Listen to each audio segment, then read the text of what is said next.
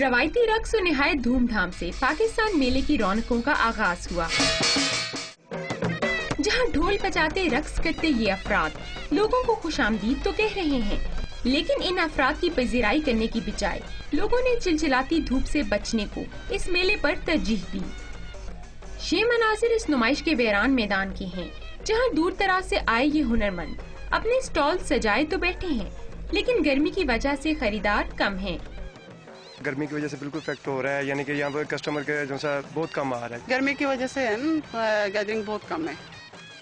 ملک کے مختلف علاقوں سے تعلق رکھنے والے ہنرمندوں نے خوبصورت ٹرک آرٹ کے حسین اور دلکش شاہکار کڑھائیوں سے مزین ملبوسات، کھڈی کے کپڑے اور سندھ کے مشہور کھسے بھی سجائے اور ان کی خاصیت بھی بتائی۔